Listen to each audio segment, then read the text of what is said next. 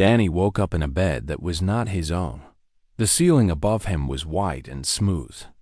Strange machines hummed quietly nearby. The air smelled like antiseptic and something else, something alien he could not identify. "You're awake." Katie's voice came from somewhere to his left. "Thank God, you're awake." He turned his head slowly.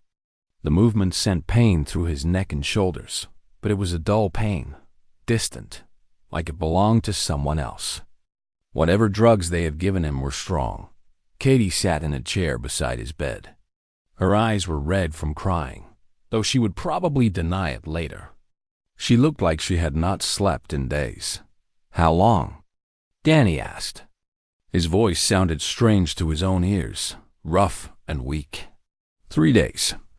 "You've been out for 3 days." She leaned forward and took his hand. Her fingers trembled slightly. "They didn't know if you would wake up. Your injuries were... They said humans aren't supposed to survive what happened to you." Danny tried to remember. The fight. Verthax. The blood and the pain and the roar of the crowd. It all felt like a dream now, something that had happened to someone else. "Did I win?" he asked. Katie laughed, a sound somewhere between relief and disbelief.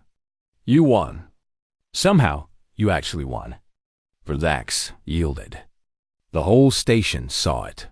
Danny closed his eyes. He had won. He could barely believe it. "The doctors say you'll recover," Katie continued. "Broken ribs, fractured collarbone, ruptured spleen, internal bleeding, concussion, and about 50 other things I couldn't pronounce. But you'll live. You'll walk again. Eventually." "Good," Danny said. "I like walking." The door opened and Dr. Ryan Peters walked in, the same tired-eyed human who had given Danny the pain blockers before the fight. He checked the machines, looked at some readings Danny did not understand, and nodded to himself. "You're healing faster than expected," Dr. Peters said. "I don't know if it's the medications or just pure stubbornness." "Probably the stubbornness," Katie said. "Probably." Dr. Peters smiled slightly. "You've had visitors, by the way. Half the station wants to meet you. I've been turning them away, but there are few who won't take no for an answer." "Like who?" The door opened again. Answering his question, Ambassador Yellen entered first, her color-shifting skin moving through shades of blue and silver. Behind her came Grex, the champion's handler, looking smaller and more nervous than Danny remembered. And behind them both, ducking to fit through the doorway, came VOR to HAX himself. Danny's heart beat faster. He tried to sit up, but his body refused to cooperate. "Peace, little human," Verthax said. His voice was different now, softer somehow. "I did not come to fight. I came to talk." Katie positioned herself between Danny's bed and the Drekken. Her fist clenched despite how useless such a gesture would be against someone like Verthax. "It's okay, Katie," Danny said. "Let him speak." Verthax stepped closer.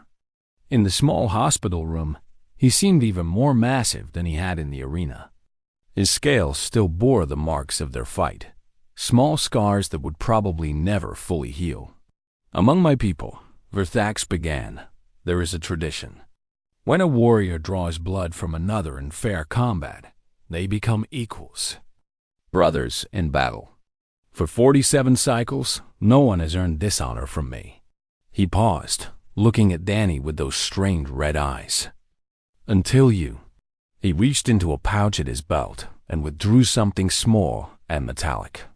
It was a pendant, carved in the shape of 2 crossed claws, hanging from a chain made of some dark material Danny did not recognize. "This is the mark of the worthy," Verthax said. "It signifies that you are my equal in battle, that your blood and mine have mixed in honest combat, that you have earned the respect of the Drekken people." He placed the pendant on Danny's bed, within reach of his one working arm. "You fought without armor, without weapons, without anything except your own body and will. You faced certain death and did not run. In all my cycles, I have never seen such courage. Verthax made a strange gesture with his claws, something that might have been a salute. You have my respect, Danny Cole of Earth. May your hunts always be successful, and your enemies always underestimate you.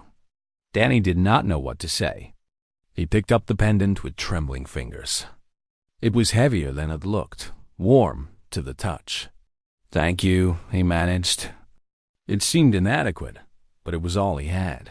Verthax nodded once, then turned and left without another word. Ambassador Yellen stepped forward next. The Council has been discussing your fight for 3 days. It has caused quite a stir among our members. I hope I didn't cause any problems, Danny said. Problems? Yellen smiled, or made the expression that served as her smile. You have done something remarkable, Danny Cole. You have shown the galaxy that humans are not to be underestimated. Your species is young, yes. Fragile, perhaps. But you possess something that many older species have lost. What's that? The refusal to accept defeat. Yellen's skin shifted to a warm golden color. This is valuable. More valuable than you know. The Council has decided to offer humanity a seat at several important trade negotiations. Your courage has opened doors that might otherwise have remained closed for decades. Danny did not know how to respond to that. He had fought for his ship, his home, his survival. He had not thought about politics or trade or the fate of his species. Katie cleared her throat. Speaking of doors opening, what about our ship? And the money we were promised? Grex stepped forward, looking like he wanted to be anywhere else. His expensive clothes were rumpled, his eyes nervous. The inspection on your vessel has been canceled, he said quickly, and the prize money has been transferred to your accounts. All 10,000 credits, plus the debt owed by the traitor Mekos. It has all been handled. How generous, Katie said, her voice sharp with sarcasm. Grex flinched. I may have misjudged your species. I apologize for my words before the fight. They were inaccurate. They were cruel, Danny said. And arrogant. And wrong. Yes. Grex could not meet his eyes. They were all of those things. I hope you can forgive me. Danny considered the small, nervous alien in front of him. He thought about the insults, the threats, the way Grex had tried to humiliate him in front of everyone. He thought about how easy it would be to hold on to that anger, to make Grex pay for his cruelty. But what would be the point? Danny had already won. Grex had already lost. Adding more punishment would not change anything. I forgive you, Danny said. Just don't make the same mistake again. With me or anyone else. Grex nodded rapidly and practically ran from the room. Ambassador Yellen lingered a moment longer. You are an unusual human, Danny Cole. Most species would have demanded revenge. You offered mercy instead. Where I come from, we have a saying, Danny said. The best revenge is living well. I plan to do a lot of living. Yellen made a sound that might have been a laugh. I hope our paths cross again. In better circumstances. Then she, too, was gone. Katie sat down heavily in her chair, letting out a long breath. Well, that was something. Yeah, 10,000 credits. Our debts cleared. The respect of an entire warrior species. She shook her head slowly. Not bad for a cargo hauler from Nebraska. Danny smiled, though it hurt his face to do it. Just doing what I had to do. Idiot. But she was smiling too, tears running down her cheeks. You brave, stupid, stubborn idiot. Over the next few weeks, Danny recovered. The Corvan Station's medical technology was advanced, and what would have taken months to heal on Earth took only weeks here. His ribs mended. His shoulder healed. The internal damage was repaired piece by piece. During that time, visitors came constantly. Aliens from species Danny had never heard of wanted to meet the human who had struck Verthax. Some wanted to learn how he had done it. Others wanted to hire him as a bodyguard or a fighter. A few simply wanted to see the strange creature who had done what everyone said was impossible. Danny turned them all down. He was not a fighter. He was not a warrior. He was a cargo hauler who had gotten into one fight and been lucky enough to survive. When he was finally well enough to walk, he and Katie returned to the Dusty Runner. Their ship was where they had left it, undamaged. Waiting for them, they sat in the cockpit together, looking out at the stars. "So what now?" Katie asked. "We have money. We have options. We could buy a better ship, start a real business, maybe even retire somewhere nice." Danny thought about it. He thought about soft beds and safe planets and a life where no one tried to kill him. Then he thought about the black space between the stars, the strange worlds waiting to be discovered, the adventures that might be hiding around every corner. "I think," he said slowly, "I want to keep hauling cargo." Katie stared at him. "After everything that happened? After you almost died? You want to go back to the same life? It's a good life." Danny smiled. "Besides, someone has to show the galaxy what humans are made of. Might as well be us." Katie laughed. "You really are crazy. Probably." She started the engines. The Dusty Runner hummed to life around them, old and battered but still flying. "Where to first?" she asked. Danny looked at the stars ahead, bright and endless and full of possibilities. "Anywhere," he said. "Let's see what's out there." The ship lifted off from Corvan Station and joined the flow of vessels heading into deep space. Behind them, in the Crucible, a new phrase had entered the vocabulary of 100 species. "Fighting like a human," they called it now. It meant attacking when everyone expected you to run. It meant R. The roar that came from Verthax was unlike anything Danny had ever heard. It was not just loud. It was ancient. It came from somewhere deep in the Drekken's chest. A sound of rage and shock and wounded pride that had been building for 47 cycles without release. For a moment, the whole arena seemed to shake. Then Verthax charged. Danny had known this was coming. He had prepared for it. But nothing could truly prepare a person for 9 feet of armored fury coming at them like a freight train. He moved. The champion's first swing would have taken Danny's head off if it had connected. Instead, it passed through empty air as Danny ducked and rolled to the side. Sand sprayed up from where Verthax's S-fist hit the ground, leaving a small crater. Danny did not have time to think. He could only react. He had learned to box in a small gym in Lincoln, Nebraska, where the ceiling leaked when it rained and the heating never worked in winter. His coach had been a tired old man named Eddie, who had never made it big but knew more about fighting than anyone Danny had ever met.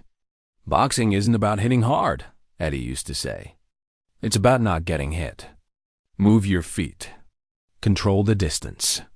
Make them miss. Make them pay." Danny heard those words now, echoing in his head as he danced away from another devastating blow. Verthax was fast. Faster than something that big had any right to be. His arms swept through the air in wide arcs that could crush bone and tear muscle. His tail whipped behind him, a weapon Danny had not even considered, almost catching him across the legs. But Danny was faster. Barely. He ducked under a swing and darted in, landing 2 quick punches to Verthax's S-side before retreating. The champion barely seemed to notice.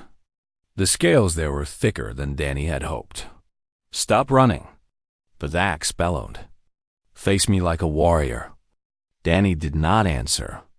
He could not afford to waste breath on words. He circled left, then right, keeping the champion turning, never letting him set his feet properly. The crowd was no longer silent. They were screaming now, though Danny could not tell if they wanted him to win or die. Maybe both. Maybe neither. Maybe they just wanted to see something they had never seen before. They were certainly getting that. 3 minutes into the fight, Danny landed another combination. A jab to the throat, a hook to the jaw, a quick body shot before dancing away. Each punch hurt his hands more than the last. The cloth wrapping was already stained with his own blood where his knuckles had split against the scales. Verthax was bleeding from several small cuts now. Nothing serious. Nothing that would stop him. But the blood was there, visible on his dark scales, proof that he could be touched. "You fight like a coward," Verthax growled. "Standing still is fighting. Running is nothing." Danny used his next breath to speak. "Where I come from, we call it boxing." He saw the anger flash in Verthax's red eyes. Good. Angry fighters made mistakes. They swung too hard, overcommitted, left openings they would normally protect. But Verthax was not just any fighter. He was a champion for a reason. Even angry, even bleeding, he was adjusting, learning, starting to predict Danny's movements. 5 minutes in, Verthax finally caught him. The tail came from nowhere. Danny had been watching the arms, watching the legs, and he forgot about the tail. It swept low across the sand and hit his ankles like a steel bar. Danny went down hard. He rolled immediately, instinct saving him as Verthax's foot stomped down where his chest had been a moment before. The impact shook the ground. Danny scrambled to his feet, but he was not fast enough to dodge the backhand that followed. The blow hit him in the shoulder and sent him flying. He hit the sand and rolled, pain exploding through his left side. Something cracked. Ribs, probably. Maybe his collarbone. He could not tell. Everything hurt too much to identify individual injuries. The crowd roared with excitement. This was what they had come to see. The human had been fun for a while, but now the champion would end it. Verthax walked toward him slowly, savoring the moment. "You are tougher than I expected, human. You lasted longer than most. But it is over now." Danny pushed himself up. His left arm would not work properly. Every breath sent fire through his chest. His vision blurred, then cleared, then blurred again. He got to his feet anyway. The crowd went quiet again. Even Verthax paused, surprise flickering across his alien features. "You should stay down," the champion said. "Can't do that," Danny managed. Blood dripped from a cut above his eye. "Wouldn't be much of a fight if I did." 8 minutes. Danny survived for 8 more minutes. He could not attack anymore. His left arm hung useless at his side. His ribs screamed with every movement. He could barely see through the blood in his eyes, but he could still move, still dodge, still make Verthax miss. The champion grew frustrated. Every swing that should have ended the fight hit only air. Every time he closed the distance, Danny slipped away. The human was broken, bleeding, clearly dying on his feet, yet he would not stay still long enough to be killed. "Stop moving," Verthax screamed. "Fight me." Danny could not speak anymore. He needed all his breath just to stay conscious. But somewhere in the pain and exhaustion, a small spark of satisfaction glowed. The great undefeated champion was losing his temper. The being no one had ever touched was covered in his own blood. Whatever happened next, Danny had already won something. 10 minutes. The longest fight Verthax had ever had. The crowd was chanting now.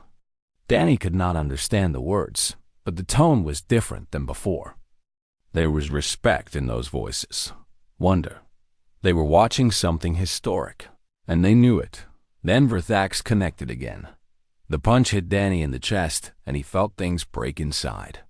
He flew backward, hit the arena wall, and slid down into the sand. His vision went dark. This is it, he thought. This is where I die. But death did not come. Instead, Danny heard something he had never expected to hear. Cheering. Louder than anything before. An explosion of sound that filled the entire arena. He forced his eyes open. His body would not move, but he could see. Verthax stood in the center of the arena, breathing hard. The champion was covered in wounds. Small cuts and bruises marked his scales from head to tail. His right eye was swollen where one of Danny's punches had landed perfectly.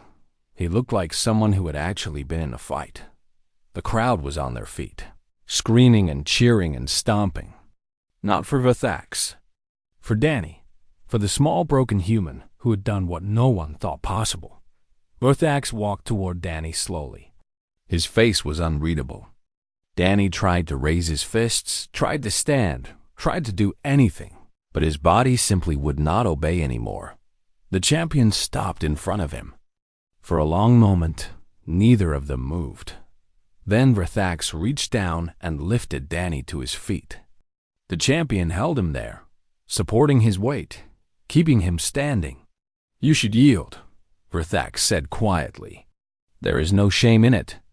You have proven yourself."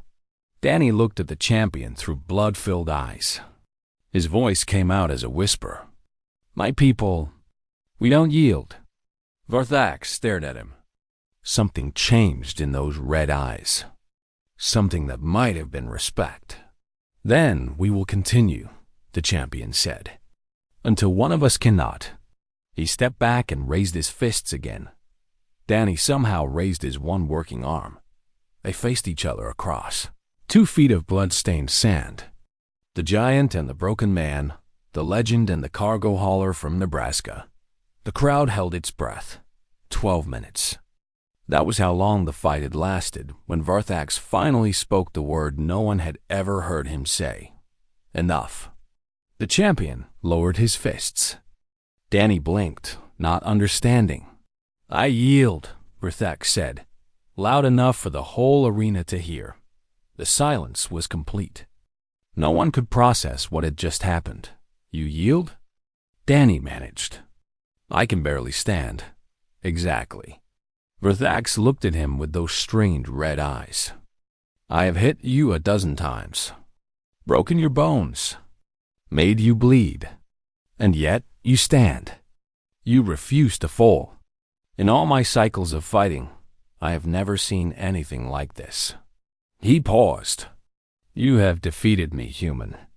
Not with strength, but with will." Danny's legs finally gave out. He collapsed into the sand, unconscious before he hit the ground. The last thing he heard was the roar of the crowd, calling his name like thunder. The morning came too fast. Danny had not slept. He had spent the whole night watching recordings, planning, preparing. Now sunlight, or what passed for sunlight on the station, crept through the viewport of his cabin. Katie found him in the cargo hold, wrapping cloth around his hands. It was an old habit from his boxing days. The cloth protected his knuckles, kept his fist tight, gave him something to focus on while his mind raced. "You're really doing this," she said. It was not a question. "I'm really doing this." She sat down across from him, her face tired and worried. "Tell me you have a plan, a real plan. Not just hit him before he hits me." Danny smiled slightly. "That is the plan, mostly." "Danny." He stopped rapping and looked at her. She was trying hard not to cry. In 4 years of working together, he had never seen her cry. She was tougher than most people he had ever met. Seeing her like this hurt more than he expected. "Listen to me," he said. "I've watched every one of his fights, every single one. And I noticed something that no one else sees." "What?" "Every opponent he faces does the same thing. They start cautious. They circle. They test. They wait for an opening that never comes. And while they wait, Verthax reads them. He learns how they move, how they think. By the time they attack, he already knows what they're going to do." Katie frowned. "So what do you do differently?" "I don't wait. I don't circle. I don't give him time to read me." Danny finished wrapping his right hand and started on his left. "When that signal sounds, I'm going to attack like my life depends on it." "Because it does." "But he's huge. He's covered in armor. How are you even going to hurt him? Every suit of armor has gaps. Everybody has weak points. The throat, the joints, the places where the scales don't quite meet. Danny tapped his temple. I've memorized every inch of him. I know exactly where to hit. Katie shook her head slowly. And what happens when he hits back? Danny did not answer. That was the part of the plan he had not figured out. He was fast, but Verthax was faster than he looked. He was skilled, but Verthax had been fighting for longer than Danny had been alive. If it came down to a real fight, a long fight, Danny knew his chances were not good. But he had to try. There was no other choice. A knock on the cargo hold door interrupted them. Danny stood, expecting station security or maybe Grex coming to gloat. Instead, it was a human. A man in a white coat with tired eyes and gray hair. Danny Cole? The man asked. I'm Dr. Ryan Peters, the station's human medical officer. I didn't know the station had a human medical officer, Danny said. There aren't many of us out here. We look out for each other when we can. Dr. Peters stepped inside, looking around the cargo hold. I heard about your fight. I came to talk you out of it. Katie laughed, but it was bitter. Good luck with that. Listen to me, Danny. Dr. Peters moved closer, his voice urgent. I've treated what's left of Verthax as opponents. The ones who survived, anyway. Broken bones, crushed organs, brain damage. That creature is not like us. He's not like anything we've evolved to fight. Our bodies are not built to take the kind of punishment he delivers. I know, Danny said. Then why? Dr. Peters asked. Why throw your life away? Because the alternative is losing everything anyway. At least this way, I go down fighting. Dr. Peters stared at him for a long moment. Then he sighed and pulled something from his coat pocket. A small metal case. Pain blockers, he said. Military grade. I shouldn't be giving you these, but I can't stop you from fighting. At least I can help you last longer. Danny took the case. Thank you. Don't thank me. Just try not to die. Doctor. Peters turned and walked out without looking back. Katie watched him go, then turned to Danny. Did you know him? Never met him before. He risked his career coming here. Giving you those drugs. Danny nodded. That's what humans do. We look out for each other. Even when it doesn't make sense. The hours passed slowly. Danny tried to rest, but sleep would not come. He ate a small meal, knowing he would need the energy, but not wanting to fight on a full stomach. He stretched, warmed up, went through the movements he had practiced 1,000 times in gyms back on Earth. When evening came, Katie walked with him to the crucible. The station had transformed. Word of the fight had spread everywhere. Every screen showed Danny's face next to Verthax. Aliens crowded the corridors, pointing and talking. Some laughed at the small human who thought he could challenge the champion. Others watched with something like curiosity. A few, a very few, watched with something like hope. The arena was packed. Every seat filled, every standing space crowded. The noise was overwhelming. Thousands of voices speaking in hundreds of languages, all waiting to see what would happen next. Danny stood at the entrance to the arena floor, looking out at the vast space. The sand beneath his feet was dark with old stains. How much blood had been spilled here? How many fighters had walked through this same entrance and never walked out? Katie gripped his arm. Danny, look at me. He turned. You come back, she said. You hear me? You come back. I don't care if you win or lose. You come back. He hugged her then, quickly and tightly. She hugged him back.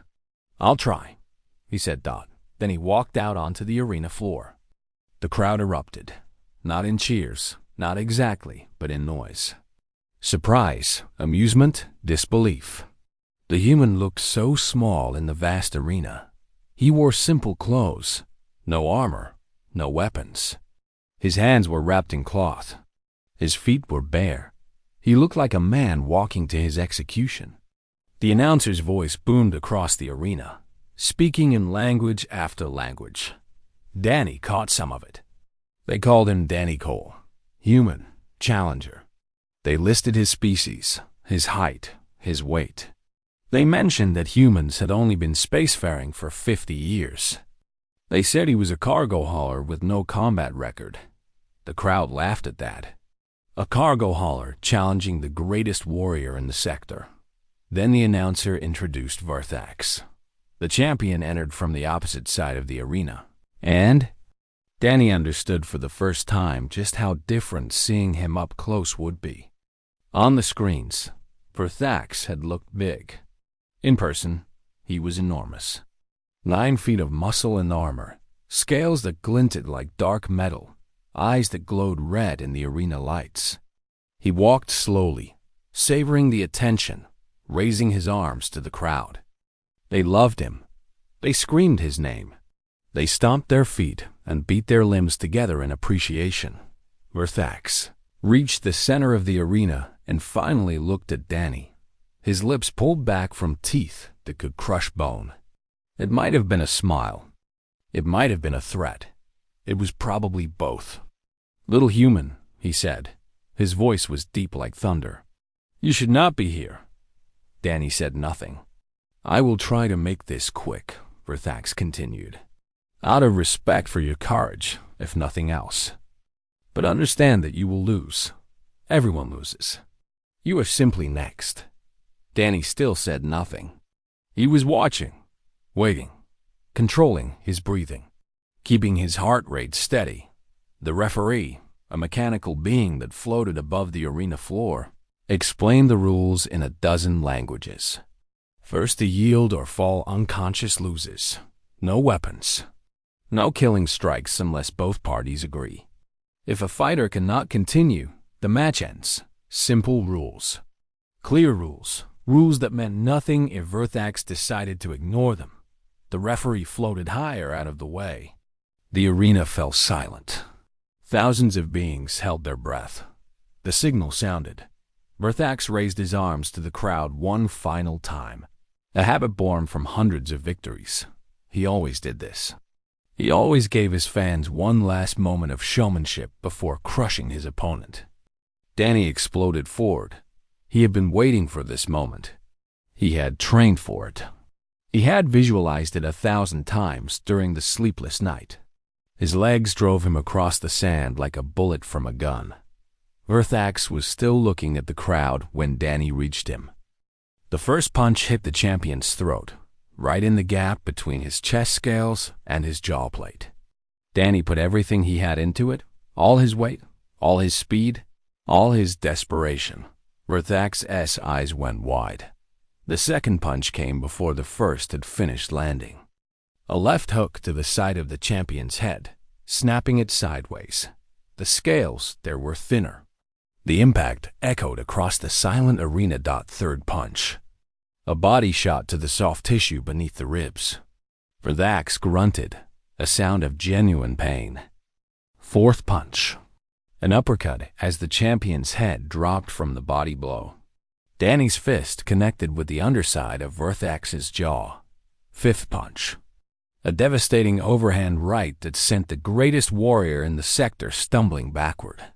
5 punches in less than 3 seconds. The arena was completely silent. No one moved. No one breathed. No one could process what they had just seen. Verthax touched his face. His claw came away wet with blood, his own blood. He stared at it in disbelief. In 47 cycles and 312 fights, no one had ever made him bleed. Danny stood in the center of the arena, his fists raised, his chest heaving. His knuckles were already bruised from hitting scales. His hands were already starting to swell. But he was still standing, and Verthax was bleeding. Then the champion roared, and the real fight began. After the fights ended, Danny and Katie found themselves in a place they did not expect to be. A diplomatic reception on the upper levels of the station, where the wealthy and powerful gathered to drink strange liquids and talk about things that did not matter. It was Katie's fault. In a way, a station official had noticed them in the crowd. 2 humans sitting among thousands of aliens. Humans were still rare enough to be interesting. The official, a tall being made of what looked like living stone, had invited them to the reception as guests. "Free food and drink," he said. A chance to meet important people. Katie had agreed before Danny could refuse. Free food was free food, she said. They had not eaten anything good in weeks. So now they stood in a room made of glass and light, surrounded by aliens who looked at them like they were animals in a zoo. Servers floated past, carrying trays of food that Danny could not identify. Some of it smelled good. Some of it smelled like it might be alive. "This was a mistake," Danny said quietly. "The food is free," Katie reminded him. She was eating something purple that crunched when she bit into it. "Just smile and nod. We'll leave soon." A voice interrupted them. "You are the humans, yes?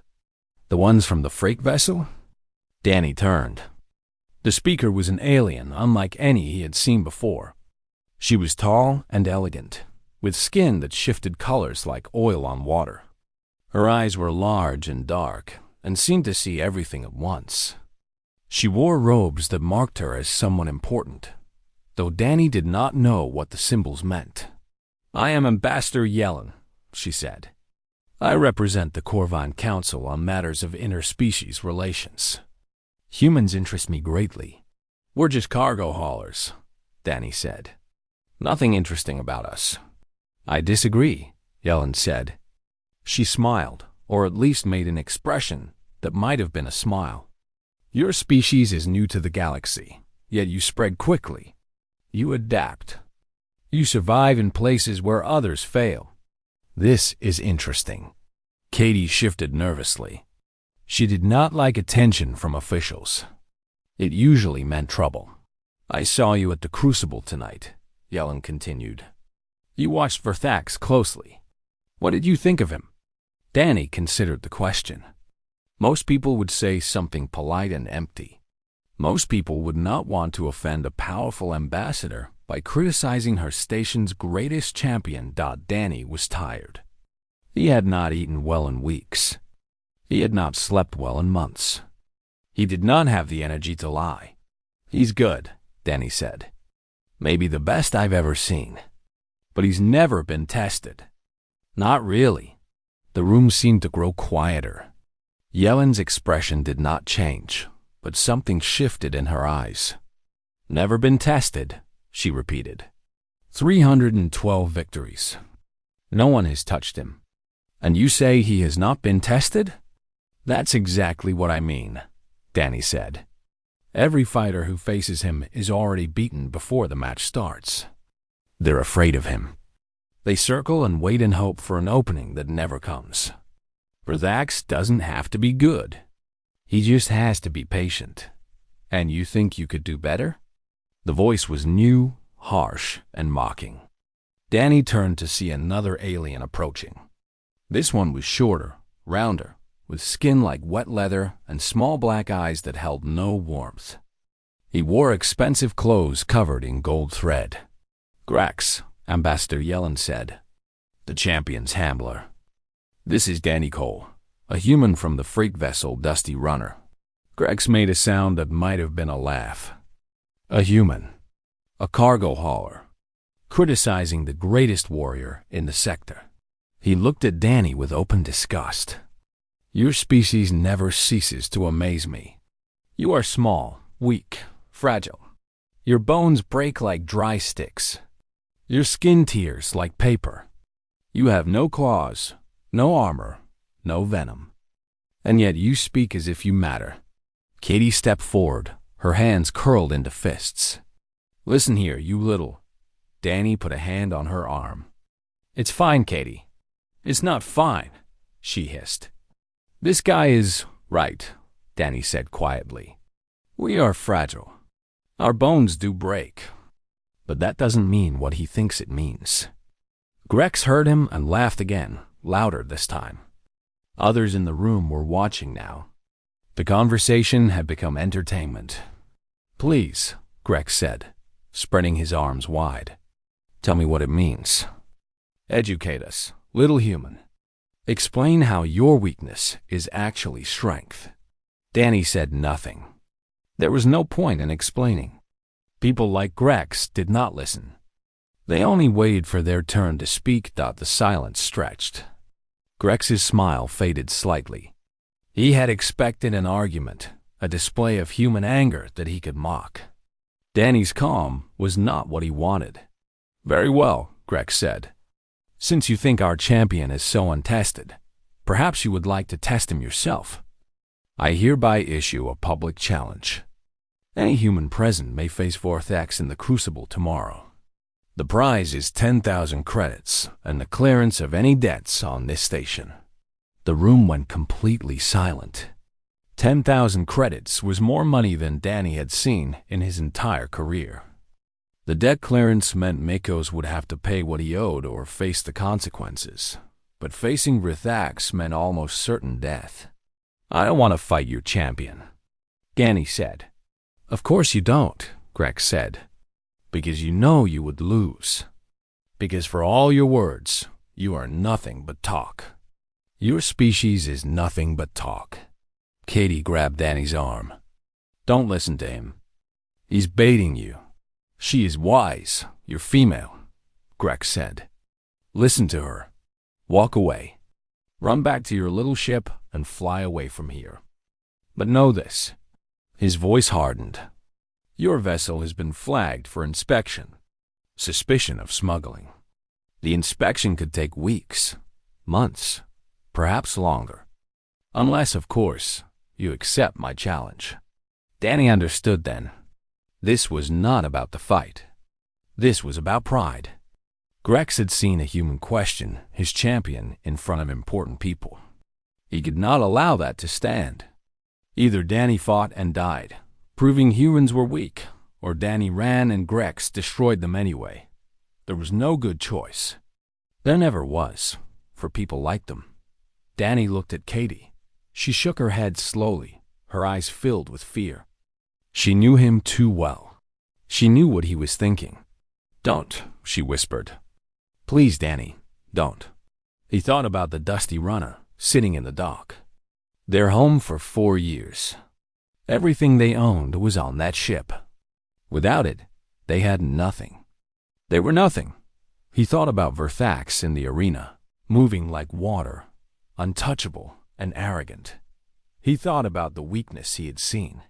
The assumption that opponents would always be afraid. I'll do it, Danny said. The room erupted in noise. Aliens shouted and laughed and talked over each other. Grex's face split into a wide, ugly smile. Excellent, he said. The human accepts. Tomorrow evening, the Crucible. The whole station will watch you die. He walked away, already talking to others, already spreading the news. Ambassador Yellen lingered for a moment, studying Danny with those dark, bottomless eyes. You are either very brave or very foolish, she said. Probably both, Danny admitted. I hope you survive, Yellen said. Your species is more interesting than most. Then she, too, walked away. Katie stood beside him, silent for a long moment. Then she punched him in the arm, hard. You idiot, she said. You absolute idiot. What were you thinking? I was thinking about the ship, Danny said. About our home. About having no other choice. There's always another choice. We could have run, found another station, started over. With what money? What fuel? Katie, we have nothing. At least this way there's a chance. A chance? Her voice cracked. Danny, that thing is going to kill you. You saw what he did to those fighters. You're not a warrior. You're a cargo hauler from Nebraska who did some boxing in college. I know what I am, Danny said. And I know what I saw tonight. What did you see? Danny turned to face her. His eyes were calm, but something burned behind them. Something she had never seen before. I saw a fighter who has never been surprised. Who has never faced someone willing to die to hit him. Who has never fought a human. Katie stared at him. That's your plan? Surprise him? That's part of it. And the rest? Danny smiled, but it was not a happy smile. The rest is just refusing to lose. That night, alone in his small cabin on the dusty runner, Danny pulled up every recording he could find of Verthax's fights. He watched them over and over, studying every movement, every pattern, every small habit the champion did not even know he had. Outside, the station hummed with excitement. Word had spread. A human was going to fight the unbeatable Verthax. Everyone expected a slaughter. Danny kept watching, kept studying, kept looking for the weakness he knew was there. He found it just before dawn. A tiny thing. A moment so small that no one else had noticed it. When Verthax entered the arena, he always raised his arms to the crowd. Always showed off for his fans.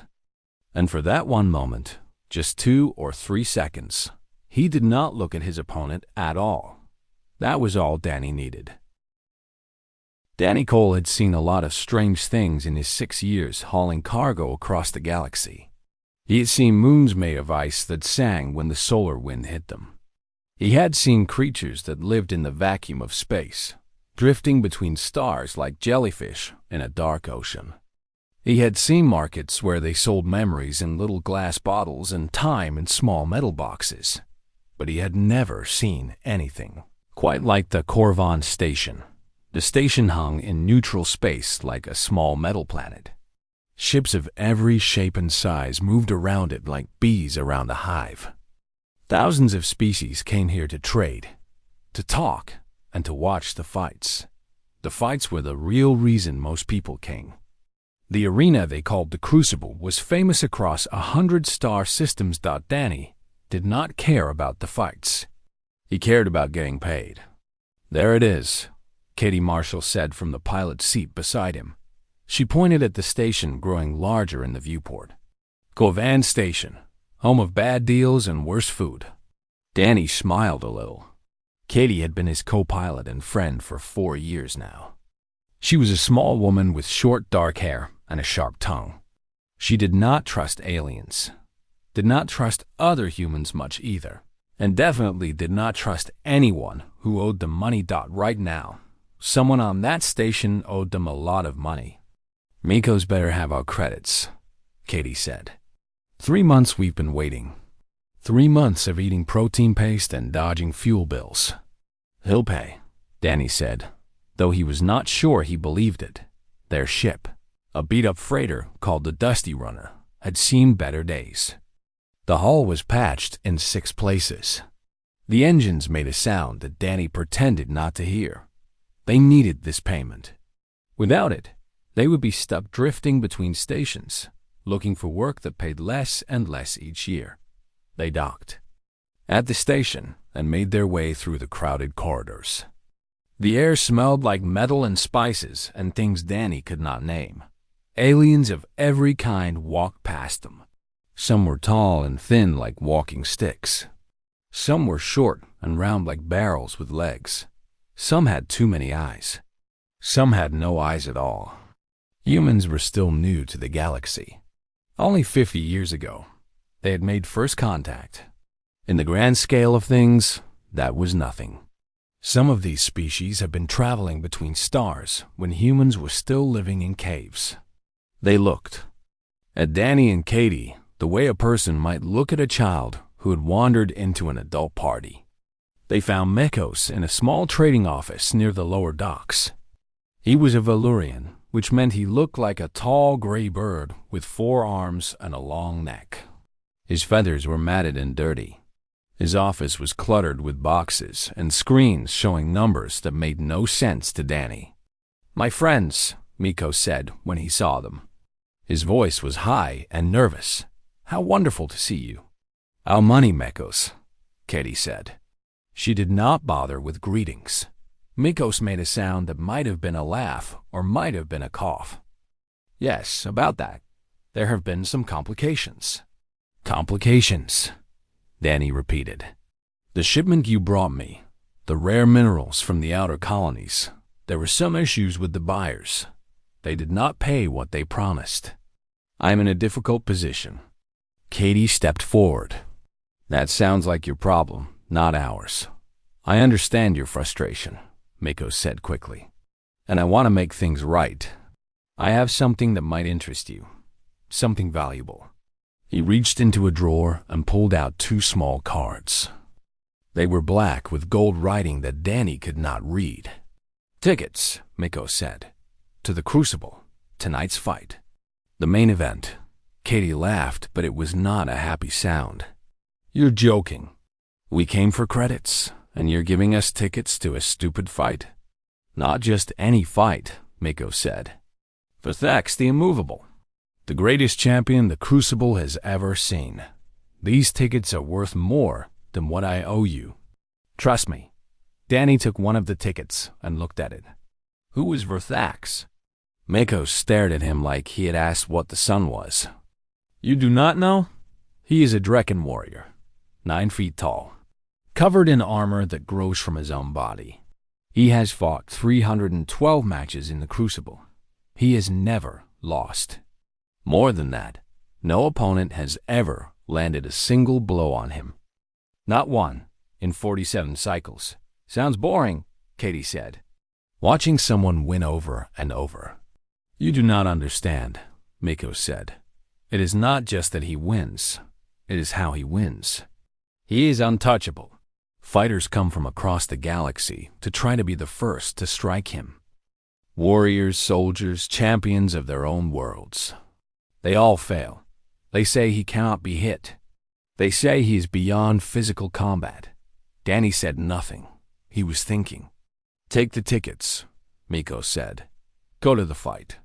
If you still want credits after, we can talk. But I promise you, this is worth more than money.